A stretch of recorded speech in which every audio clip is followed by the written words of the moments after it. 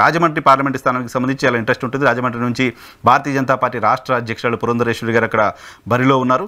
So అక్కడ YSR Congress party Shetty Balija సామాజిక వర్గానికి సంబంధించిన వ్యక్తిని బరిలో దించింది. సో ఇక్కడ ఈ స్థానాన్ని వైసీపీ కైవసం చేసుకోబోతోంది అనేది నాగన్న చెప్తున్నమాట. రాజమండ్రిలో పురంధరేశ్వరి గారు ఓడిపోతున్నారు అనేది నాగన్న చెప్తున్న మాట. ఇక రాజమండ్రి పార్లమెంటు పరిధిలోని 6-7 అసెంబ్లీ నియోజకవర్గాలకు సంబంధించిన రిజల్ట్ ఒకసారి చూద్దాం. అనపర్తిలో టైట్ ఫైట్ ఉంది, చాలా టైట్ ఫైట్ అనపర్తిలో నడిచింది. బట్ వైఎస్ఆర్ కాంగ్రెస్ పార్టీకి ఎడ్జ్ ఉందని, గోపాలపురంలో వైసీపీకి అవకాశం కనపడుతోంది.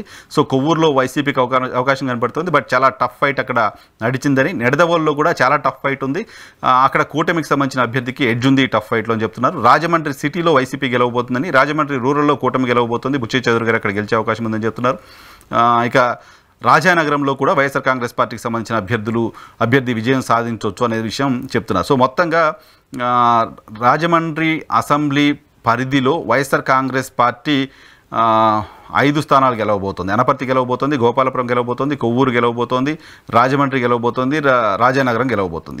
ఈ స్థానాలన్నీ వైసీపీ గెలవబోతుంది. 3 చోట్ల టీడీపీకి సంబంధించిన అభ్యర్థులు విజయం సాధించబోతున్నారు. టీడీపీ విజయం సాధించడానికి అవకాశం ఉన్నవి రాజమండ్రి రూరల్, నిడదవోల్, అక్కడ జనసేన పోటీ చేసింది, దుర్గేష్ గారు పోటీ చేశారు. సో 2 చోట్ల వీళ్ళు గెలవబోతున్నారు. కూటమి గెలిచే అవకాశాలున్న స్థానాలు రాజమండ్రి పార్లమెంటు పరిధిలో నిడదవోలు, అలాగే రాజమండ్రి రూరల్ మాత్రమే కనపడుతున్నాయి. మిగతా అన్ని స్థానాలని కూడా వైఎస్ఆర్ కాంగ్రెస్ పార్టీ కైవసం చేసుకోబోతోంది అనేది నాగన్న వేస్తున్న అంచనా.